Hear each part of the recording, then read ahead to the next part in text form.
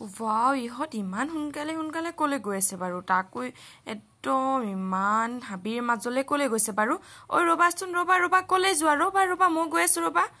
ও আহি দেখিলো ইমান ধুনীয়া ঠাই ওৱাও পাহাৰৰ একেবাৰে কাষতে দেখোন ওৱাও তাকো একদম নদী বৈ গৈছে বলকচোন যাও ইমান ধুনীয়া পৰিবেশৰ মাজলৈ হেল্ল গাইস আজি ভিডিওটো ঘৰৰ পৰা ষ্টাৰ্ট কৰা নহল সেইবাবে একদম জাগাৰ পৰা আহি ষ্টাৰ্ট কৰিছো আজি ষ্টুডেণ্টখিনিক লৈ পালে বিশেষকৈ 8, 9, 10 ষ্টুডেণ্টখিনিক লৈ পালে আজি আহিছোঁ পিকনিক খাবলৈ ভাবিছোঁ সিহঁতৰ আজি গৰমৰ বন্ধ দিব যিহেতু গৰমৰ বন্ধ দিব আজি সেইবাবে ভাবিছোঁ লাষ্টৰ দিনাখন অকণমান ফুৰাই লৈ আহোঁগৈ আৰু সেইবাবে আজি ওলালোঁ গোটেইখিনি আৰু আগফালে গৈছে বহুতো ষ্টুডেণ্ট আৰু ইফালে মই আছোঁ ইফালে পিছফালৰ পৰা আহি আছে তেনে আজি ভিডিঅ'টো চাবলৈ শেষলৈকে নাপাহৰিবা ইমান ধুনীয়া প্লেচত আহিছোঁ মানে তাকো একেবাৰে ঘৰৰ ওচৰৰে আহি একদম পাই গলো আৰু ইহঁতৰ উৎপাত পুৰা আৰম্ভ হৈ গ'ল দেখিছেনে কিছুমানে পানী খেলিছে কিছুমানে আকৌ গা ধুইছে কিছুমানে আকৌ কামত লাগি গৈছে আৰু ময়ো এফালে অকমান হাবিবোৰ সাফা কৰি দিছো যেহেতু ইয়াতে খানা বনোৱা হ'ব আমাৰ সেইকাৰণে ভাবিছো অকমান সাফা কৰি দিওঁচোন হাবিবোৰ আৰু এনেদৰে সাফা কৰি হৈ গ'ল আৰু একদম মানে ধুনীয়াকৈ অলপ এনজয় কৰি পেলাই ধুনীয়াকৈ বহি আছো আৰু ষ্টুডেণ্টখিনি এইফালে বহি আছে গোটেইখিনিয়ে পুৰা গা ধুইছে গা ধোৱাখিনি গা ধুই আছে পুৰা মানে ইমানে ভাল লাগিছে সঁচাকৈ প্ৰকৃতিৰ পৰিৱেশৰ মাজত আহি মানে বুজাব নোৱাৰা অনুভৱ আৰু এইফালে বহুত মানুহ আছে এইফালে এবাৰ দেখুৱাই দিছোঁ হাই এটা দি দিব পাৰে গোটেইখিনি একদম মন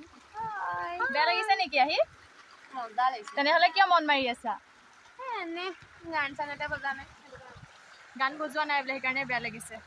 আহিব মই প্লেচটো একদম ধুনীয়াকৈ কৈছোঁ যিসকলে মেৰাপানীত থাকে তেওঁলোকেতো গম পায় অলৰেডি মেৰাপানী নেঘেৰি বিলত ধুনীয়া এটা পিকনিক প্লেচ আছে পিকনিক প্লেচ মানে ধুনীয়াকৈ গা ধুব পাৰিব ঝৰ্ণাও চাব পাৰিব ধুনীয়াকৈ আপোনালোকে আহিব আৰু শেষলৈকে ব্লগটো চাই থাকিবলৈ একদম নাপাহৰিব শেষলৈকে চালে ইণ্টাৰেষ্টিং মজাটো পাই থাকিব আকৌ মাজতে আৰু এটা দৃশ্য দেখি মই সঁচাকৈ আচৰিত লাগিলে কি জানেনে আমাৰ ষ্টুডেণ্টখিনি ইমান ধুনীয়া কাম এটা কৰিছে মই ভাবিছোঁ আপোনালোককো দেখাওঁ আহক আৰু ইহঁতি মানে ইয়াত এই ঠাইখনত আহি মানে নেঘেৰি বিল পিকনিক প্লেচত আহি পেলাই ইমান ধুনীয়াকৈ কি লিখিছে অকণমান দেখুৱাই দিবলৈ অনুৰোধ কৰিলোঁ কেমেৰামেনক এইবোৰ কিবা কিবি লিখিছে আৰু এইফালেও লিখিছে যিহেতু ইহঁতৰ এটা স্মৃতি হিচাপে থাকি যাব ইহঁতৰ আজি ইয়াত আহিছে আপোনালোকৰ অনুভৱ কেনেকুৱা গোটেইখিনি ষ্টুডেণ্টখিনিক যে লৈ আহিছে অনুভৱ কেনেকুৱা আজি আমাৰ সঁচাকৈ ভাল লাগিছে আমি গৰম বন্ধৰ আমি আনুষ্ঠানিকভাৱে 30 তাৰিখে দিছোঁ তাৰপিছতে আমাৰ ক্লাছ 8, 9, 10 আমাৰ ক্লাছ হৈ আছিলে আৰু আজি 17 তাৰিখ আমি এটা কথা চিন্তা কৰিছিলোঁ গোটেই ছাত্ৰ ছাত্ৰীসকলক লগত লৈ পেলাই যে আমি প্ৰীতি ভোজ এটা খাম আৰু লগতে পাহাৰ আৰু ভৈয়ামৰ মানে কি মানুহৰ জীৱন ধাৰণৰ মানে প্ৰণালীৰ ওপৰত এটি মানে ফিল্ড ষ্টাডিৰ কাৰণে আমি আনিছিলোঁ ছাত্ৰ ছাত্ৰীসকলক আৰু লগতে তেওঁলোকক অৱগত কৰা হৈছিল যে পাহাৰ আৰু ভৈয়ামৰ মানুহৰ জীৱন ধাৰণৰ পাৰ্থক্যবিলাকনো ক'ত আছে সেইখিনিকে দেখুৱাবলৈ আনিছিলোঁ আৰু লগতে এসাঁজ আমি সকলোৱে মিলি পেলাই খাম বুলি আজি ইয়ালৈ আহিলোঁ আৰু আহি সঁচাকৈয়ে ভাল লাগিছে আৰু ইমান গৰমৰ মাজতো আমাৰ ছাত্ৰ ছাত্ৰীসকলে পাহাৰৰ সেউজীয়া সৌন্দৰ্য দেখি সঁচাকৈ আপ্লুত হৈছে আৰু এনেকুৱা হৈছে কিছুমান ছাত্ৰ ছাত্ৰীক আমি কণ্ট্ৰল কৰিব পৰা নাই মানে সৌন্দৰ্যৰ বুকুত বিলীন হৈ তেওঁলোক আত্মহাৰা হৈ পৰিছে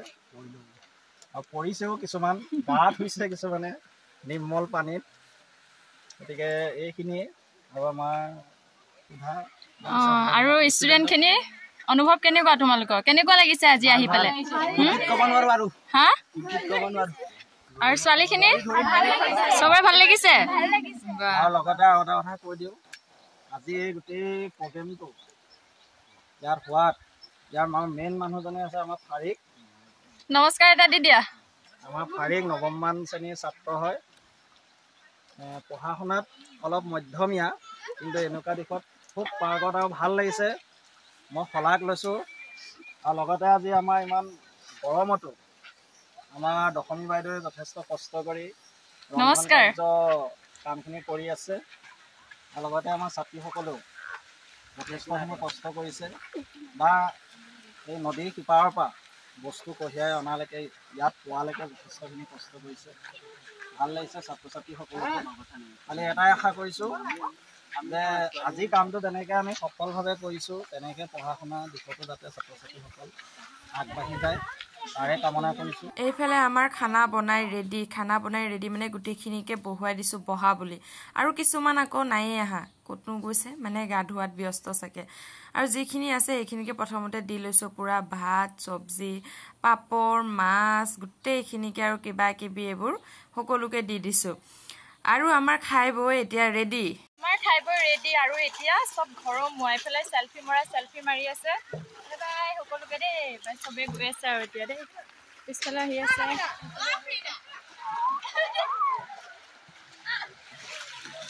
বাই বাই তেনেহ'লে।